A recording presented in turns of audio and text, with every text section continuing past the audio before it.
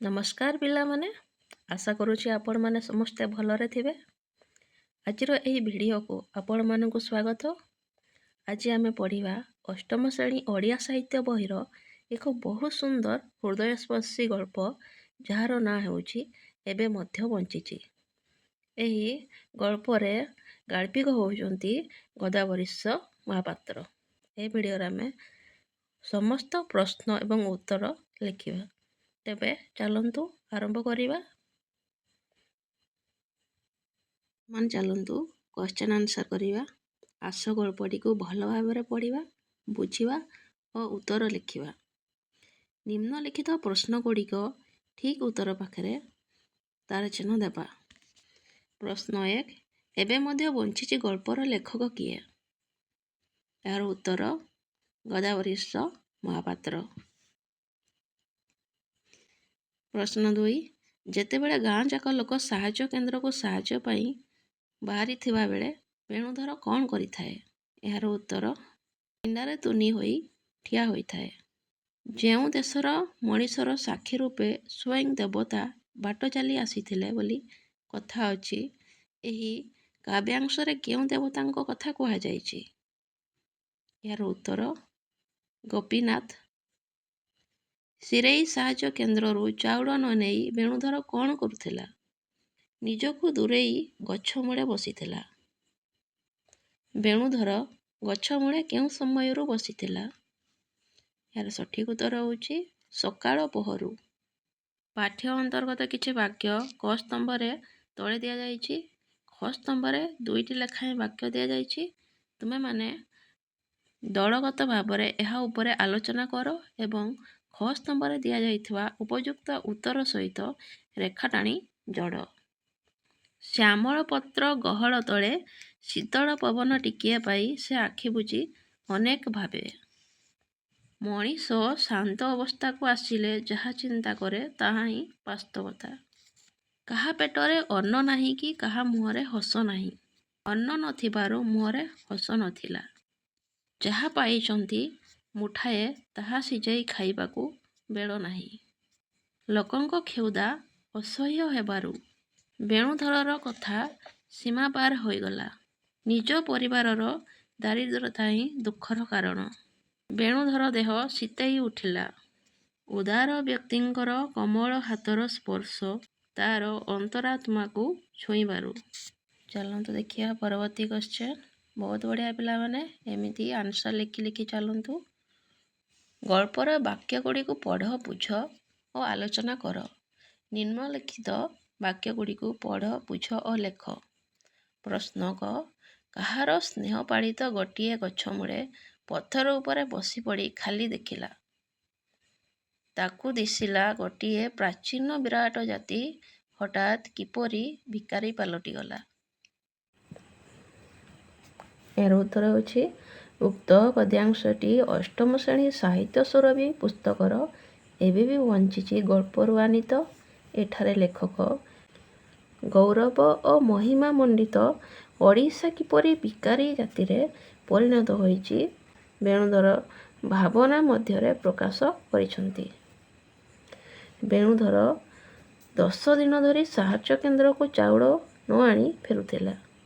ତାର ସମ୍ମାନବୋଧ ଯୋଗୁଁ ସେ ଅନ୍ୟ ପାଖରେ ହାତ ପତାଇବାକୁ ଲଜ୍ଜାବୋଧ କରୁଥିଲା। ଦୁର୍ଭିକ୍ଷ ପ୍ରପୀଡ଼ିତ ଲୋକେ ଚାଉଳ ବଣ୍ଟା କେନ୍ଦ୍ରରେ ଧାଡ଼ିରେ ଛିଡ଼ା ହୋଇ ହାତ ପାତୁଥିଲେ। ତା ଭିତରେ ଜଣେ ହୋଇ ଧାଡ଼ିରେ ଛିଡ଼ା ହେବାକୁ ତାର ଇଚ୍ଛା ନଥିଲା। ଭୋକିଲାମାନଙ୍କର ହା ଅନ୍ନ ଚିତ୍କାରରେ ତା କାନ ସ୍ତବ୍ଧ ହୋଇ ଯାଉଥିଲା। ଗୋଟିଏ ଗଛ ମୂଳେ ବସି ରହିଥିଲା ବେଳେ ତା ଭାବନା ଭିତରକୁ ଆସୁଥିଲା କିପରି ଏକ ପ୍ରାଚୀନ ଦୁର୍ଦ୍ଧର୍ଷ ଜାତି ଭିକାରୀ ପାଲଟିଗଲା। ଜୀବନ ଥାଉଁ ଥାଉଁ ଅପମାନ ବରଣ କରିନେଲା, ପଥ ଭୁଲିଗଲା। ପ୍ରଶ୍ନ ଖ.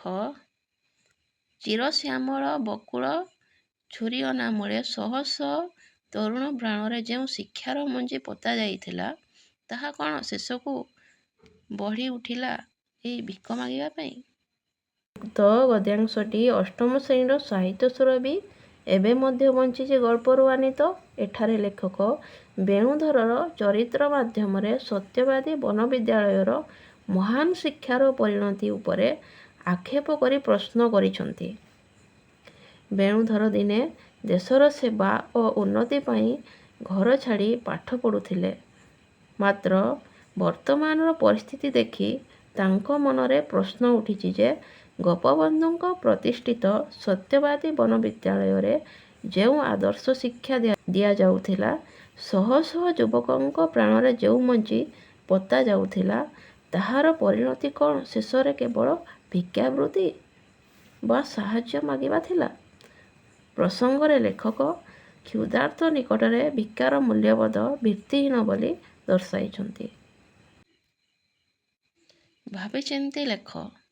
ନିମ୍ନଲିଖିତ ପ୍ରଶ୍ନଗୁଡ଼ିକୁ ପଢ଼, ବୁଝ ଓ ବନ୍ଧୁମାନଙ୍କ ସହିତ ଆଲୋଚନା କରି ଲେଖ। ପ୍ରଶ୍ନ କ ସାହାଯ୍ୟ କେନ୍ଦ୍ରର ପିଣ୍ଡାରେ ବେଣୁଧର ତୁନି ହୋଇ ଠିଆ ହୋଇଥିବାର କାରଣ କ'ଣ ହୋଇପାରେ?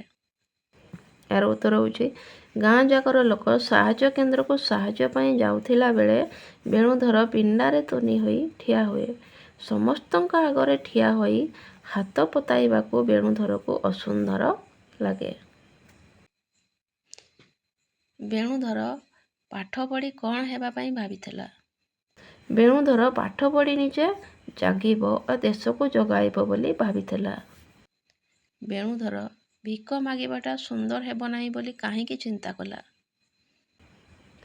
ବେଣୁଧର ଆତ୍ମସମ୍ମାନ ବୋଧ ଥିବାରୁ ଭିକ ମାଗିବାଟା ସୁନ୍ଦର ହେବ ନାହିଁ ବୋଲି ସେ ଚିନ୍ତା କଲା। ସାହାଯ୍ୟ କେନ୍ଦ୍ରକୁ ଚାଉଳ ପାଇଁ ବେଣୁଧର କେତେ ଦିନ ଯାଇ ଚାଉଳ ନ ଆଣି ଫେରିଥିଲା?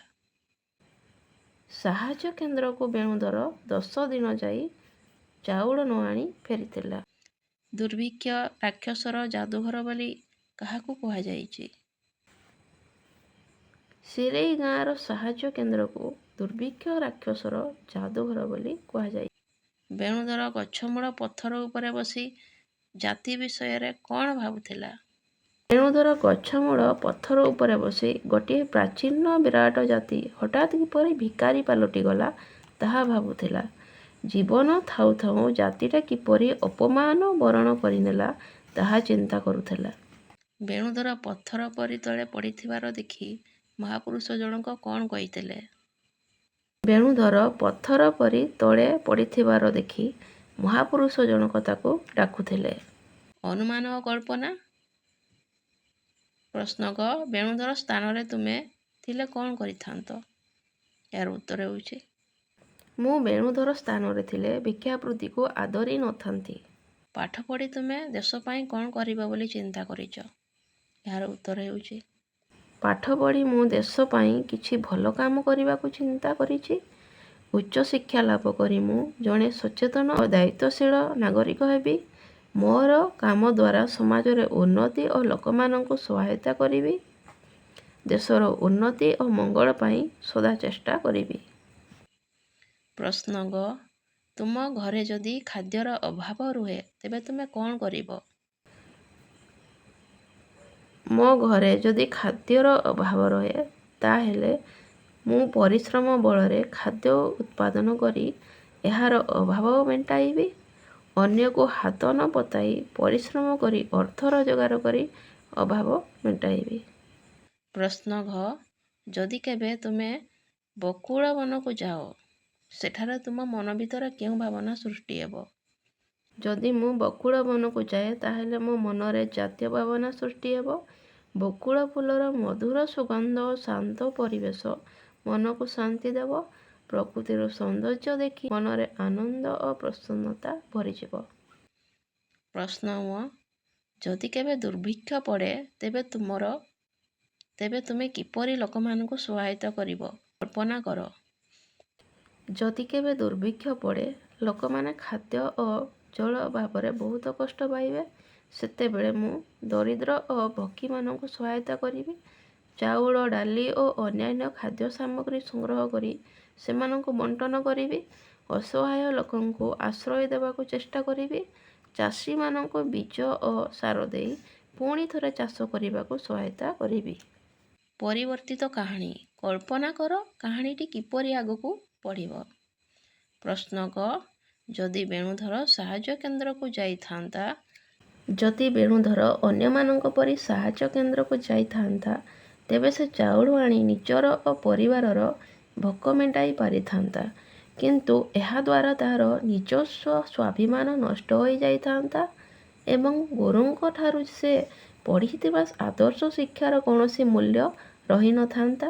ଫଳରେ ମହାପୁରୁଷ ଗୋପବନ୍ଧୁ ଦାସ ଓଡ଼ିଆ ଜାତିର ଆତ୍ମସମ୍ମାନ ଏବେ ମଧ୍ୟ ବଞ୍ଚୁଛି ବୋଲି ଯେଉଁ ଗର୍ବ ଅନୁଭବ କଲେ ତାହା କେବେ ସମ୍ଭବ ହୋଇ ପାରିନଥାନ୍ତା ଏବଂ କାହାଣୀଟି ଏକ ସାଧାରଣ ଦୁର୍ଭିକ୍ଷର ଗଳ୍ପ ହୋଇ ରହିଯାଇଥାନ୍ତା। ପ୍ରଶ୍ନ ଘ ବେଣୁଧର ଯଦି ସ୍ୱାଭିମାନୀ ହୋଇନଥାନ୍ତା ଏହାର ଉତ୍ତର ହେଉଛି ଯଦି ବେଣୁଧର ସ୍ୱାଭିମାନୀ ହୋଇନଥାନ୍ତା ତେବେ ସେ ଅନ୍ୟମାନଙ୍କ ପରି ସାହାଯ୍ୟ କେନ୍ଦ୍ରରେ ଯାଇ ଭିକ ମାଗିଥାନ୍ତା। ସେ ନିଜର ଆତ୍ମସମ୍ମାନ ହରାଇବା ସହିତ ନିଜ ଗୁରୁଙ୍କ ଠାରୁ ପାଇଥିବା ଆଦର୍ଶ ଶିକ୍ଷାକୁ ମଧ୍ୟ ଭୁଲି ଯାଇଥାନ୍ତା। ଏହାଦ୍ୱାରା ଓଡ଼ିଆ ଜାତିର ଗୌରବ ଓ ସ୍ୱାଭିମାନ ରକ୍ଷା ହୋଇପାରିନଥାନ୍ତା କିମ୍ବା ମହାପୁରୁଷ ଗୋପବନ୍ଧୁ ଦାସଙ୍କୁ ଏ ଜାତି ଏବେ ମଧ୍ୟ ବଞ୍ଚିଛି ବୋଲି କହିବାର ସୁଯୋଗ ମିଳିନଥାନ୍ତା। ପ୍ରଶ୍ନ ଗ ଯଦି ବେଣୁଧର ଗୁରୁଙ୍କ କଥା ମାନି ନଥାନ୍ତା ଏହାର ଉତ୍ତର ହେଉଛି ଯଦି ବେଣୁଧର ନିଜ ଗୁରୁଙ୍କ ଆଦର୍ଶ କଥାକୁ ମାନି ନଥାନ୍ତା ତେବେ ସେ ଅନ୍ୟମାନଙ୍କ ପରି ସାହାଯ୍ୟ କେନ୍ଦ୍ରକୁ ଯାଇ ଖାଦ୍ୟ ପାଇଁ ଭିକ ମାଗିଥାନ୍ତା। ଏହାଦ୍ୱାରା ତାର ଆତ୍ମସମ୍ମାନ ନଷ୍ଟ ହେବା ସହିତ ଏକ ମହାନ ଜାତିର ଗୌରବ ମଧ୍ୟ କ୍ଷୁଣ୍ଣ ହୋଇଥାନ୍ତା। ଫଳରେ ମହାପୁରୁଷ ଗୋପବନ୍ଧୁ ଦାସ ଆଉ କେବେ ହେଲେ ଏ ଜାତି ଏବେ ମଧ୍ୟ ବଞ୍ଚୁଛି ବୋଲି ଗର୍ବର ସହିତ କହିପାରିନଥାନ୍ତେ ଏବଂ କାହାଣୀଟି ଏକ ଭିନ୍ନ ମୋଡ଼ ନେଇଥାନ୍ତା। ପ୍ରଶ୍ନ ଘ ବେଣୁଧର ଅନ୍ୟମାନଙ୍କ ପରି ଯଦି ସାହାଯ୍ୟ ଗ୍ରହଣ କରିଥାନ୍ତା ଏହାର ଉତ୍ତର ହେଉଛି ଯଦି ବେଣୁଧର ନିଜର ସ୍ୱାଭିମାନ ହରାଇ ଅନ୍ୟମାନଙ୍କ ପରି ଭିକ ମାଗିବା ପାଇଁ ଯାଇଥାନ୍ତା ତେବେ ଗଳ୍ପର ମୂଳ ଉଦ୍ଦେଶ୍ୟ ନଷ୍ଟ ହୋଇଯାଇଥାନ୍ତା। ସେ ଖାଦ୍ୟ ପାଇଁ ହାତ ପାତି ଜଣେ ସାଧାରଣ ଭିକାରୀ ପାଲଟି ଯାଇଥାନ୍ତା ଏବଂ ଗୁରୁଙ୍କ ଠାରୁ ପାଇଥିବା ଆଦର୍ଶ ଶିକ୍ଷାର ମୂଲ୍ୟ ରହିନଥାନ୍ତା। ଫଳରେ ମହାପୁରୁଷ ଉତ୍କଳମଣି ଗୋପବନ୍ଧୁ ଦାସ ଆଉ କେବେ ହେଲେ ଗର୍ବର ସହିତ ଏ ଜାତି ଏବେ ମଧ୍ୟ ବଞ୍ଚୁଛି ବୋଲି କହିପାରିନଥାନ୍ତେ। ଉପଯୁକ୍ତ ଶବ୍ଦ ଚୟନ କର। ବନ୍ଧନୀ ମଧ୍ୟରୁ ଉପଯୁକ୍ତ ଶବ୍ଦ ବାଛି ଶୂନ୍ୟସ୍ଥାନ ପୂରଣ କର। ବନ୍ଧନୀ ମଧ୍ୟରୁ ଉପଯୁକ୍ତ ଶବ୍ଦ ବାଛି ଶୂନ୍ୟସ୍ଥାନ ପୂରଣ କର। ଦୂରର ଡ୍ୟାସ୍ ପାଣି ପରି ଭାସିଯାଏ। ଏଠି ତିନିଟା ଅପସନ୍ ଅଛି କାଠଗଣ୍ଡି ମରିଚିକା ଇନ୍ଦ୍ରଧନୁ। ସଠିକ୍ ଉତ୍ତର ହେଉଛି ମରିଚିକା। କପୋତର ଡ୍ୟାସ୍ ଧୁନି ବେଣୁଧରର ମୋହ ଭାଙ୍ଗି ପାରିଲା ନାହିଁ। ତିନିଟି ଅପସନ୍ ଅଛି ମଧୁର କରୁଣ ବିଷାଦ। ଉତ୍ତର ହେଉଛି କରୁଣ। ଜୀବନ ଥିଲେ ଭାଇ ଡ୍ୟାସ୍ ନାହିଁ ହାତ ମାଗିବା ପାତିବା ଯାଚିବା। ସଠିକ୍ ଉତ୍ତର ହେଉଛି ପାତିବା। ପାଠ ପଢ଼ି ବେଣୁଧର ଭାବିଲା ସେ ଦେଶକୁ ଡ୍ୟାସ୍ ଗଢ଼ିବ ଜଗାଇବ ଗଢ଼ାଇବ ଜାଗିବ। ଏହାର ସଠିକ୍ ଉତ୍ତର ହେଉଛି ଜଗାଇବ।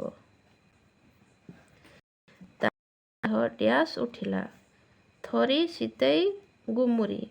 ସଠିକ୍ ଉତ୍ତର ହେଉଛି ଶୀତେଇ ଉଠିଲା।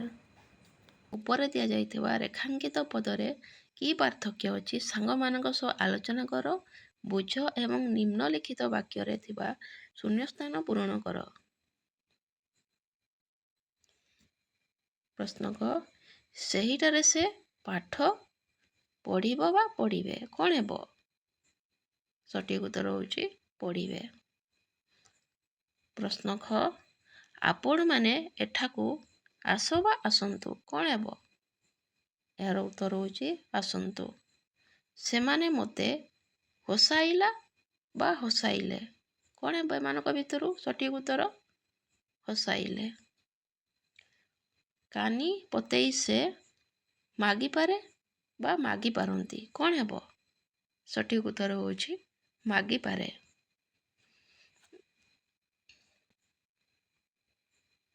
ନିମ୍ନରେ ଦିଆଯାଇଥିବା ବାକ୍ୟଗୁଡ଼ିକୁ ବର୍ତ୍ତମାନ ଏବଂ ଭବିଷ୍ୟତ କାଳରେ ଲେଖ।